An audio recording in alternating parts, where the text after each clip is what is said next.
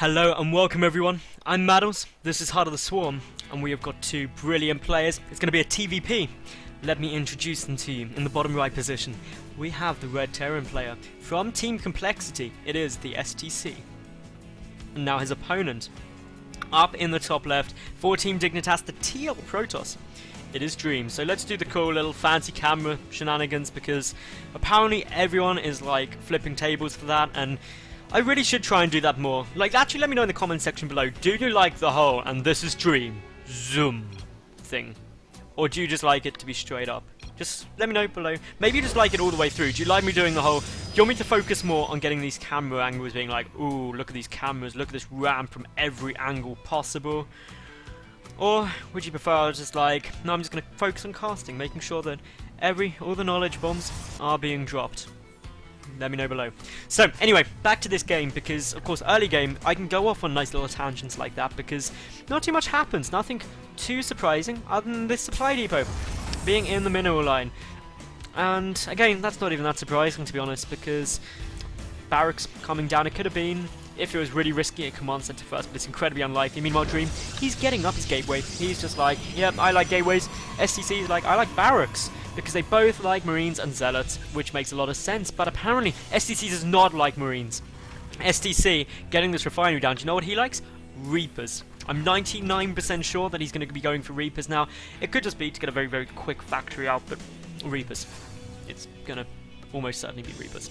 And because I've made such a point of saying that it's almost certainly going to be Reapers, I have unfortunately set myself up for an awful lot of embarrassment if it isn't Reapers. But DreAm, he's getting the double gas, so he's going to be teching, and I'm going to predict that he's going to put two probes in each gas. There we go, two in that one, two in that one, because getting three in each so early isn't as, you don't get enough minerals basically, so he'll probably go to two in each, probably will stick that way for quite a while actually, and that just means that he can tech up relatively quickly, and I'm just interested to see what DreAm's going to get out, because there's lots of different builds you could go for. It's the timing of the mothership core, I think, really defines Protoss at the moment, because if you get it before your tech structures, you can do some interesting pushing and defense, but if you get it too late as well, you don't have the option for the mass recall, and it doesn't get up enough energy really. So different ways of using. I know a lot of Terran players struggle with Protoss time warping them, and indeed I am going to be made to look silly. We're not going to have Reapers, but looking silly is fine, because it's going to be a proxy factory. Dun dun dun. So Hellions likely to be coming in. We do also have the tech lab coming down on the barracks, so this is an interesting build in unto itself. And well, it's just whether we also get down a starport. That is what I'm waiting to see if we're going to get Hellion drops. Judging by the positioning of this, I think it's very, very likely. But it's going to be a Stargate for DreAm. That is all good. And what can DreAm see? He can't see it. If it was over even just slightly more, he would be able to see it with that pylon. So that is good positioning out of the STC. There's the Stargate. Marauders coming out. Concussive Shell. So Hellion Marauder most likely going to be the push of choice. Could also be Widow Mines. And yep, as I said, that Widow Mine does just get started. The reason it could be Widow Mines is because they one-shot Zealots and Stalkers. So this could be a very potent strategy indeed. And I'm interested to see how well DreAm is able to hold it. The Stargate, though, that's going to help. The Mothership Core definitely going to help. But it comes down to just not having detection. So, without the detection, the Widow Mines are going to be very, very difficult to deal with. So, is DreAm going to get an Oracle out? That is what I'm really hoping, because if he does, he'll have Envision. Therefore, he will be able to deal with that. He's getting his Nexus at the natural down. Hasn't actually gone over to Scout yet, as far as I'm aware. No, he's just stayed in his base quite happily, but does now see the factory flying on up.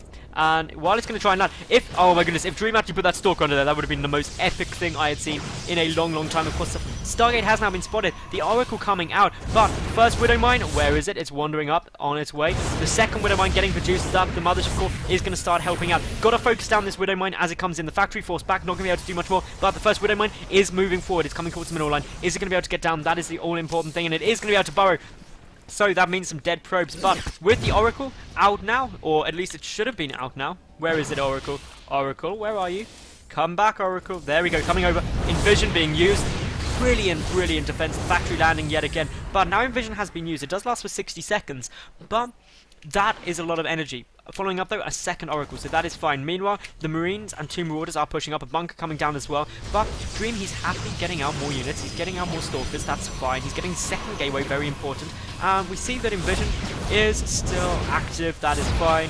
Can also use the Oracle to attack a bit more, but for the moment the Nexus down. The Marines, the Marauders trying to push up, Concussive Shell is finished. The Stalker's going to take quite a bit of damage. May need to use Photon Overcharge on the Nexus, but we see another Widow Mine is now out. It's going to be able to do some damage. Where are these Oracles? They are just dealing the damage. Neither has enough energy now for Envision, but it's just still up from the previous time. Literally about a second to spare though, so he manages to take it out just in the nick of time. Meanwhile, this natural Nexus taking quite a bit of damage. Two Marauders in there are happily going about trying to kill it, but the Mothership Core will be able to help. There's the Photon Overcharge, and DreAm looks like that he's going to be able to hold very comfortably now. Additional barracks following this up. Stim also coming out, so this push has been held off arguably as simply and easily as DreAm could have ever hoped for. And I'm going to take a little look at that lovely loss tab.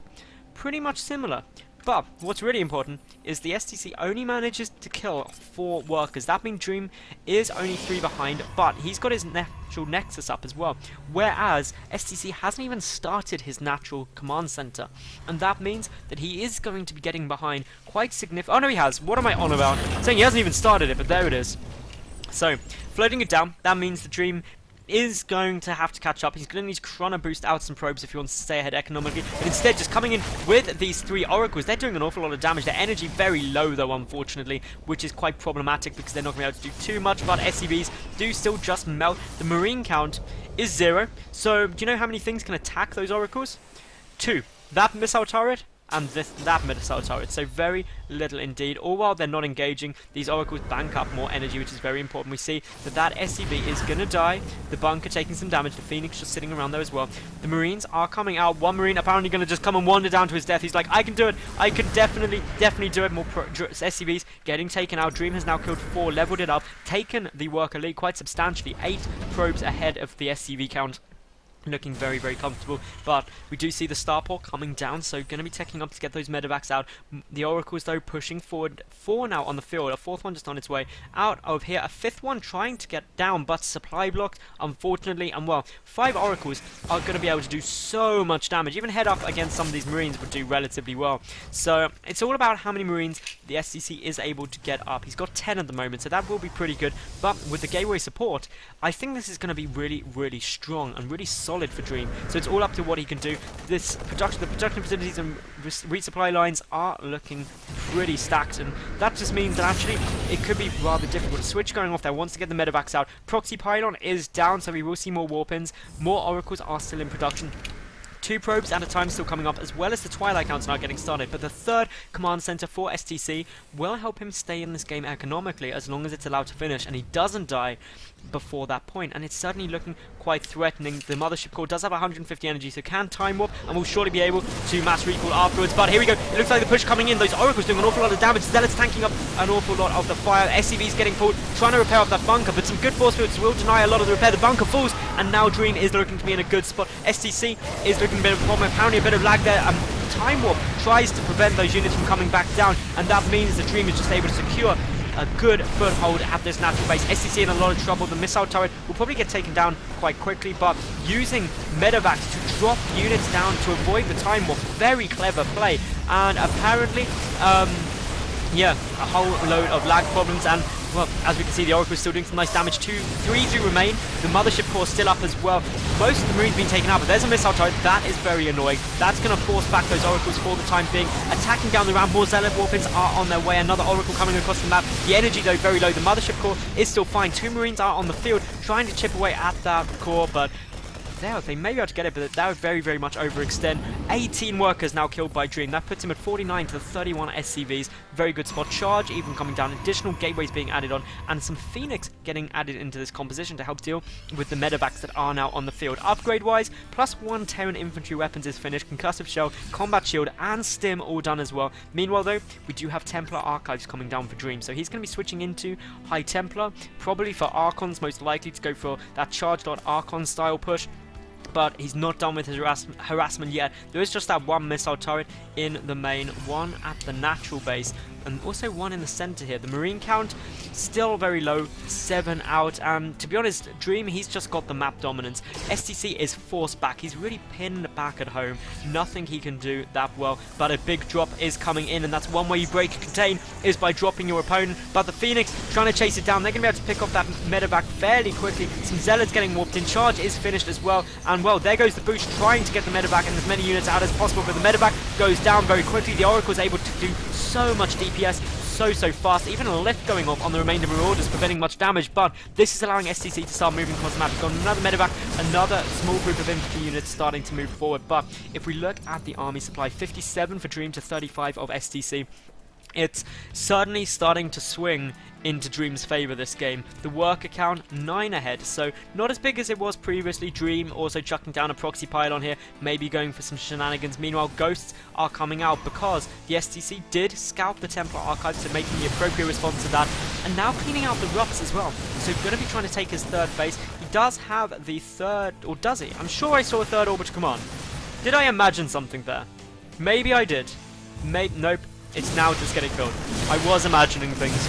It's all blurred into one. The rock tower gets taken down, buys a bit more time, but with such a good amount of Phoenix and Oracles, that can just turn really quickly because those rocks do not stop air units. Meanwhile, the armory is coming down just to start the 2-2 infantry upgrades. The Ghost Academy is now complete.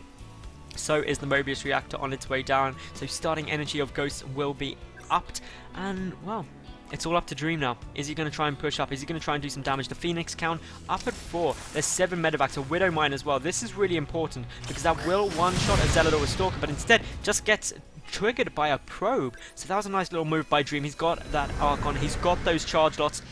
He's got a lot of Oracles, which actually have quite a considerable amount of energy on them, so that is a huge amount of potential DPS that could be coming out. A third Archon now being added in. DreAm taking his third base behind this as well. Another Oracle coming across the map. That takes the Oracle count up to 7. Now, when you consider just how much damage they do, it is absolutely huge. 25 damage per 0.86 seconds.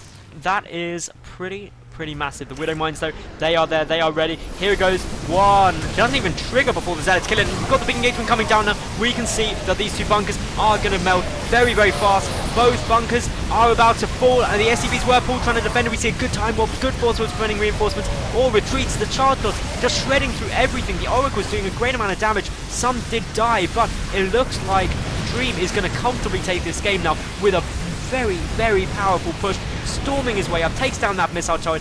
Nearly all of the Zealots did survive. They tanked up so much damage. All 3 Archons are still up, and there is the GG.